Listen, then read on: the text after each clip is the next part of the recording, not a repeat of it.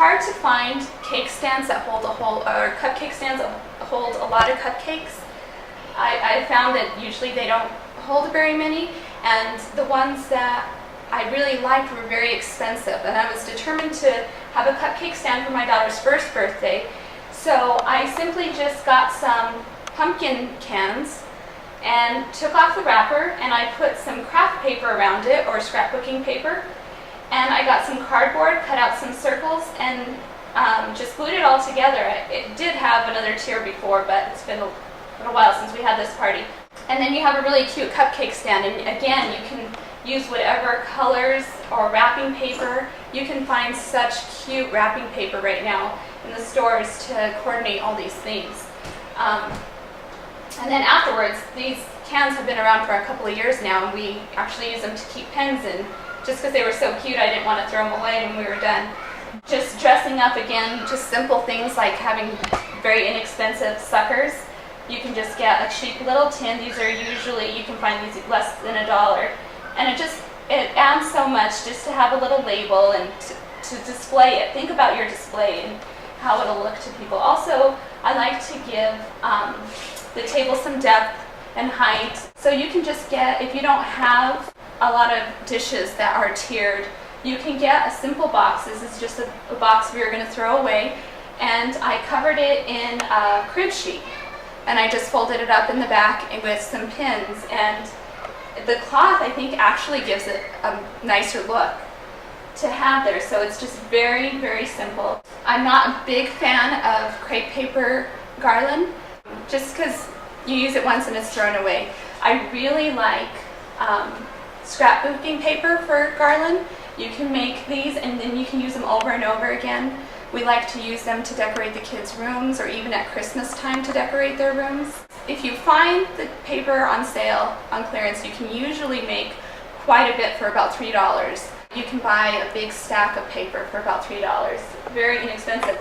And then when you have the paper, you can have coordinating pinwheels for your cupcakes as well, and anything else that you might want to use paper with. Again, you just go online to look for the template for pinwheels, and you ask your older children to come in and help you. I couldn't do any of this without my older girls. They do lots of cutting for me and lots of decorating for me.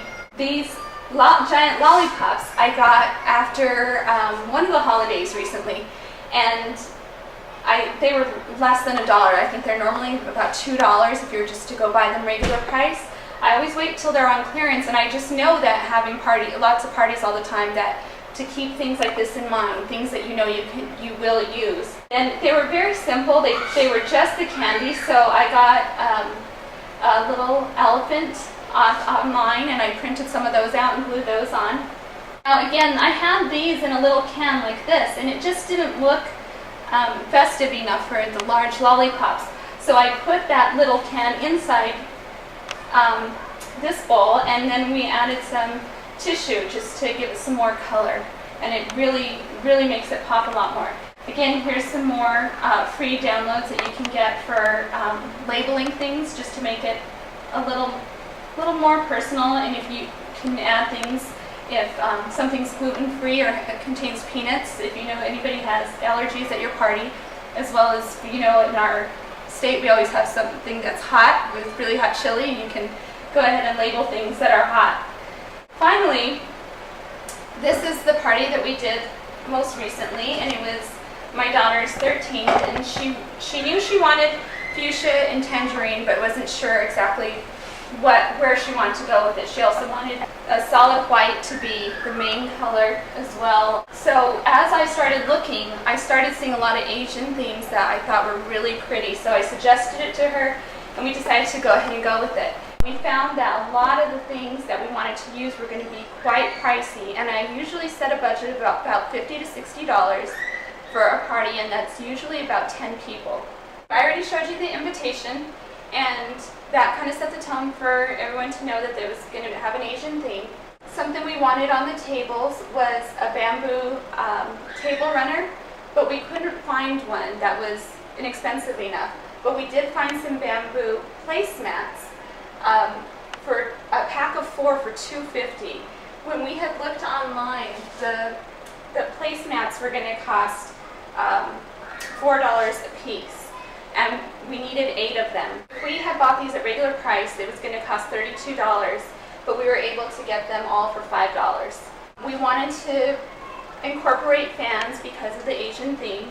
The cheapest we could find them was $1, which really isn't that bad until you start adding up how many girls you're going to have at the party.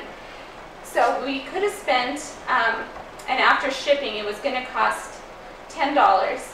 So we decided to go ahead and just make our own by folding paper fans, and we got the paper when it was 50% off at Hobby Lobby. We spent $3 on all 10 fans and ended up saving $7 just by making our own. We wanted chopsticks, but again, the chopsticks were 10 for $6, the cheapest we could find. We went to a local takeout restaurant and asked if we could possibly have some of the chopsticks. They said we could take as many as we wanted, as well as the takeout boxes. The takeout boxes were going to cost $1 each, and we ended up getting all the takeout boxes for free, as well as the chopsticks. The parasols are a big thing with a lot of parties right now, but of course with the Asian thing. We wanted to have these hanging from the ceiling, and online they were going to cost $32 for 4 of them. Now that was already our budget for our whole decoration. We couldn't spend all that money on that. But we found them on clearance at Hobby Lobby for $3 each, so we only spent $12 on the parasols. We wanted to have something with branches as a centerpiece, and the bamboo sticks, again, were about $1 each. It seems inexpensive until you start adding up how many you needed. So we went out to the mulch pile in the backyard and just got some branches that had been trimmed off of our trees and spray painted them with some leftover spray paint, and made our own tissue. And the vase was something we already had. The rocks was something we happened to see in a clearance section of the store, and was 50 cents for the rocks. So we spent about $1 on the centerpieces. The paper lanterns were another thing that we wanted to use. And we wanted color ones, but we went ahead and went with white because that was what we found on sale. The lanterns were going to cost $20 for 3 of them, but we were able to get them for 60 cents each. So instead of paying $60 for the lanterns, we only paid $8. One of the things that we wanted to include is making sure that the food was going with the theme. So we had noodles and spring rolls and egg rolls for dinner, and then my daughter's not big on cake for dessert, so instead we had candy sushi. It was very simple to make. I didn't even have to make it. My daughters were able to make it because it was easy enough for them to do it. And it was simply cereal treats wrapped in candy. It was a big hit, and they actually taste really good. Not only do they look cute, but they tasted really good. This whole party, had we bought everything at regular price, would have been about $150 before food. We were able to do all the decorations for $31 and spent about $30 on food. So we did the whole party for $60. Wow, that was so much wonderful information that I'm sure all of us can use. Whether you're going to do a kid's birthday party, an adult birthday party, a baby shower, whatever party you want to throw, I feel very inspired to do my next party, in all honesty. And Melanie, thank you so much for sharing your creative ideas with us and your money-saving ideas with us. I mean, you look at parties like this and you think it's going to cost you a fortune. But when you hear that you can do all of this on a budget, I mean, why not? Use things around your home like Melanie talked about. Google things like she talked about so that you can get ideas for your themes too. I think the sky's the limit, especially with kids' birthdays parties. You can get just really crazy, and it'll be a lot of fun. And what a way to bless your children or whomever you want to throw a party for. It could be a parent or a sibling or a husband or wife. Just try to go that little extra mile. I think that's what I see when you do this, is that you go that extra mile for your kids without breaking the bank. So I can really appreciate that. One of the big things that I notice is you start with a great invitation. And that, like you said, sets the whole theme for the party. And my kids are always excited to receive a Chadwick birthday party invitation. There are 6 Chadwick children.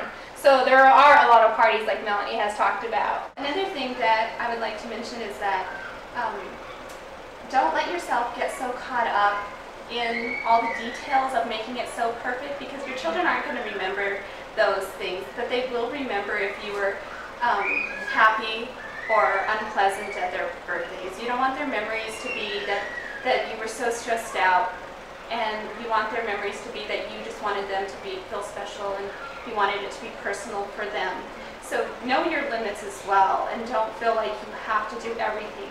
Your kids will have lots of birthdays. You have 18 birthdays for each of your children, so you have plenty of time to do all those little things that you want to do, because I know there's lots of times I don't get everything done that I wanted to do, but I know that that's okay. You know, I want to make sure that that my child feels blessed, and that we really are just celebrating them, and it doesn't become about the party itself, that they really just enjoy it. And you know, the Bible talks about entertaining without complaining or grumbling, and if it's becoming stressful, just step back and say, where do I need to stop here, and really what do I want this party to look like. And know that, you know, something I learned from another sister is that all the planning there's going to be an end to it, and after the party's all gone, really, what is your goal? You know, you want everyone to feel welcome, you want them to feel kindness and warmth, and you want that person to feel celebrated, that very specific person. So if you keep those in mind, it helps keep at bay your pride in wanting everything to be so perfect, and just helps you keep perspective.